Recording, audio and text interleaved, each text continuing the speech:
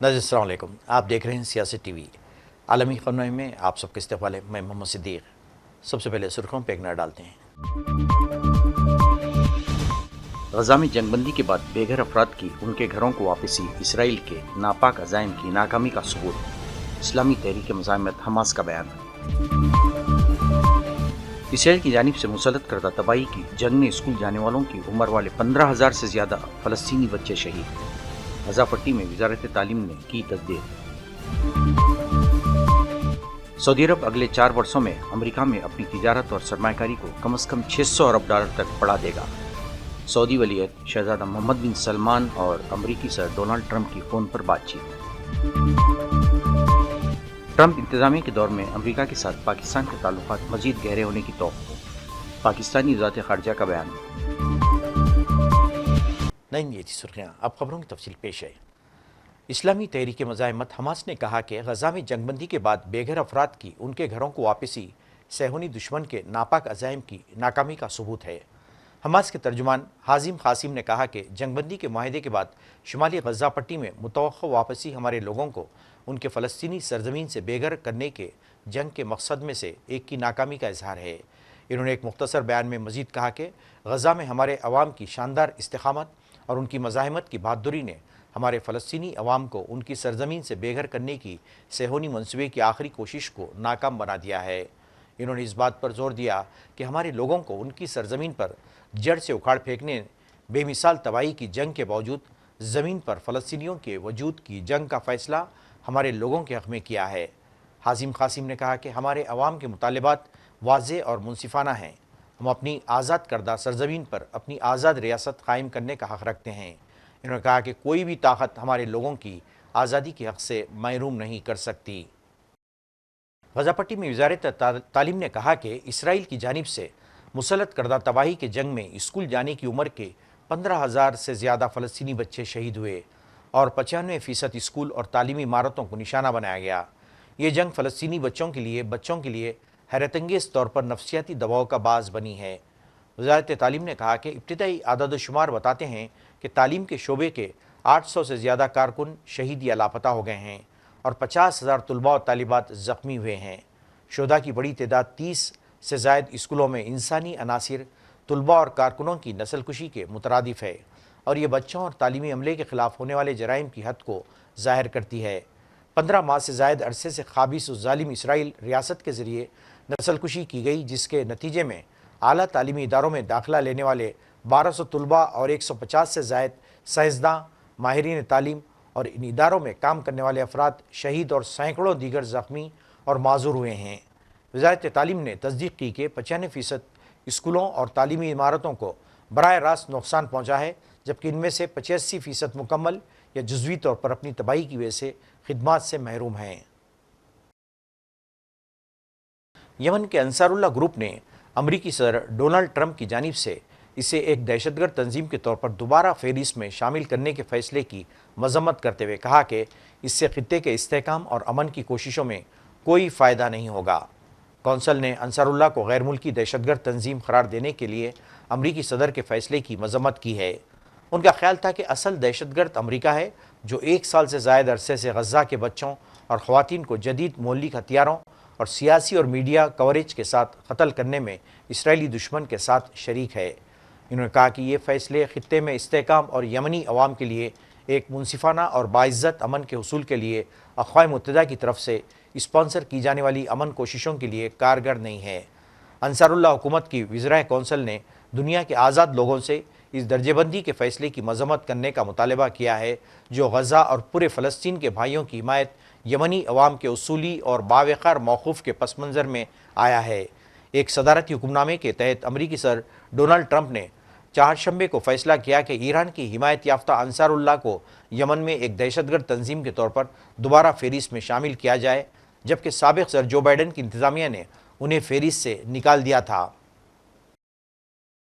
Saudi अरब ने अगले 4 वर्षों में अमेरिका में अपनी तिजारत और सरमायाकारी को कम से कम $600 अरब तक बढ़ाने का इरादा जाहिर किया है।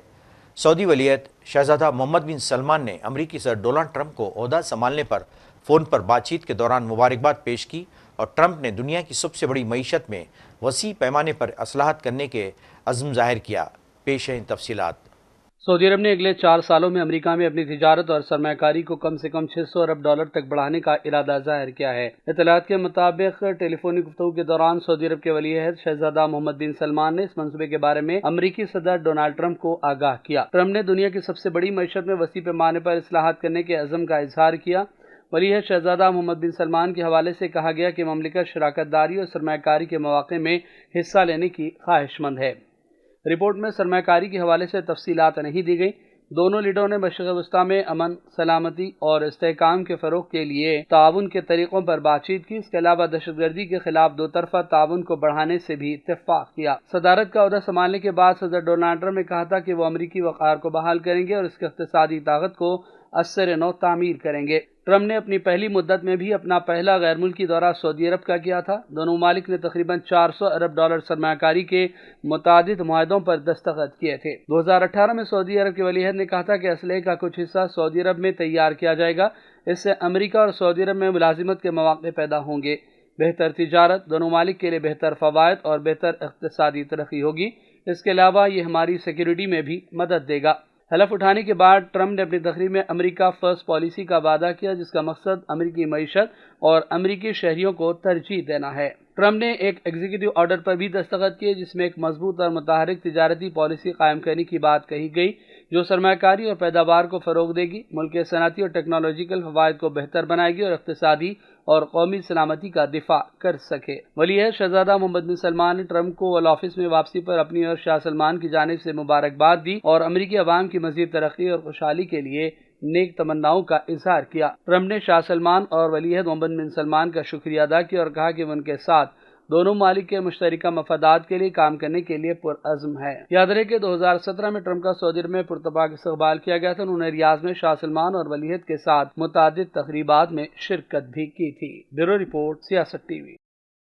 اسلام آباد کا کہنا ہے کہ ٹرمپ انتظامیہ کے دور میں امریکہ کے ساتھ پاکستان کے تعلقات مزید گہرے ہونے کی توقع ہے۔ دفتر خارجہ کے مطابق امریکہ نے آئندہ ستمبر تک تمام افغان باشندوں کو اپنے یہاں دورہ آباد کرنے کا وعدہ کیا تھا۔ پاکستانی دفتر خارجہ نے دونوں ملکوں کے تعلقات کی کثیر جہتی نوعیت کی طرف اشارہ کرتے ہوئے کہا کہ یہ تعلقات متعدد شعبوں کا احاطہ کرتے ہیں اور ہم اپنے تعلقات کی مثبت رفتار کو جاری رکھنے اور نئی انتظامیہ کے ساتھ منسلک رہنے کے منتظر ہیں۔ پاکستانی دفتر خارجہ نے اس امید کا اظہار کیا کہ ٹرمپ انتظامیہ کی نئی حکومت کے دوران امریکہ کے ساتھ پاکستان کے تعلقات مزید گہرے ہوں گے۔ تاہم ترجمان نے اس بات پر بھی زور دیا کہ اندرونی معاملات میں عدم مداخلت ہی دو طرفہ تعلقات کی ایک اہم بنیاد ہے۔ دفتر خارجہ کے ترجمان شفقت علی خان نے کہا کہ پاکستان امریکی تعلقات ہمارے لیے بہت اہم ہیں۔ یہ دہائیوں پرانی مضبوط میراث پر مبنی ہے جس پر ہم انہیں تعمیر کر سکتے ہیں اور ہم ان تعلقات کو آگے بڑھانے کے لیے نئی انتظامیہ کے ساتھ مل کر کام کرنے کے لیے تیار ہیں۔ کویتی شہریت کے ادارے نے ملک سے غداری اور دہشت گردی کی فنڈنگ کا الزام ثابت ہونے پر 38 افراد کو کویتی شہریت منسوخ کر دی ہے۔ کویتی میڈیا کا کہنا ہے کہ شہریت اور امیگریشن ادارے کی جانب سے جاری بیان میں کہا گیا ہے کہ 38 کویتیوں کے خلاف الزام تھا کہ وہ دہشت گردی کی فنڈنگ اور حزب اللہ و العبدلی نیٹ ورک کی مالی معاونت میں ملوث تھے۔ ملزمان کے خلاف جرائم ثابت ہونے پر شہریت کے ادارے نے ان کی کویتی شہریت منسوخ کر دی ہے۔ 38 افراد میں سے 11 پر حزب اللہ کی مالی معاونت کرنے، 5 کویتی الجزیرہ بلیک آرگنائزیشن سے، جبکہ 22 افراد پر العبدلی نیٹ ورک سے تعلق رکھنے کے الزامات ثابت ہو گئے تھے، جس پر ان کی کویتی شہریت کو منسوخ کر دیا گیا ہے۔ حج کمیٹی آف انڈیا کے تحت حج 2025 کے لیے انتظاریہ فہرست سے منتخب عازمین کو حج اخراجات کی رقم جمع کرنے کے لیے 31 جنوری تک سہولت دے دی گئی ہے۔ واضح ہے کہ حج خرچ کی پہلی اور دوسری قسط کل رقم 2,72,300 روپے ہے۔ حج کمیٹی آف انڈیا سے جاری بیان کے مطابق اس کے بعد تاریخ میں مزید توسیع نہیں کی جائے گی۔ عازمین اس اعلان پر سختی سے عمل کریں، اس کے بعد کسی بھی درخواست پر غور نہیں کیا جائے گا۔ یاد رہے کہ رواں سال حج بیت اللہ کے لیے حج کمیٹی کی تیاریاں زور و شور سے جاری ہیں۔ ناظرین، آخر میں سرخیوں پہ ایک اور غزہ میں جنگ بندی کے بعد بے گھر افراد کی ان کے گھروں کو واپسی، اسرائیل کے ناپاک عزائم کی ناکامی کا ثبوت، اسلامی تحریک مزاحمت حماس کا بیان۔ اسرائیل کی جانب سے مسلط کردہ تباہی کی جنگ میں اسکول جانے والوں کی عمر والے 15,000 سے زیادہ فلسطینی بچے شہید، غزہ پٹی میں وزارت تعلیم نے کی تصدیق۔ सऊदी अरब अगले 4 वर्षों में अमेरिका में अपनी तिजारत और सरमायाकारी को कम से कम $600 अरब तक बढ़ा देगा। सऊदी वलीयत शहजादा मोहम्मद बिन सलमान और अमरीकी सदर डोनाल्ड ट्रंप की फ़ोन पर बातचीत।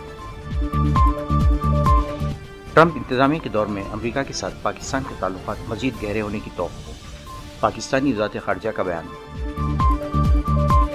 नाज़रीन, इसी के साथ ही आलमी ख़बरनामा ख़त्म होता है। मुझे और सारी सियासत की टीम को इजाज़त दें। अल्लाह हाफ़िज़।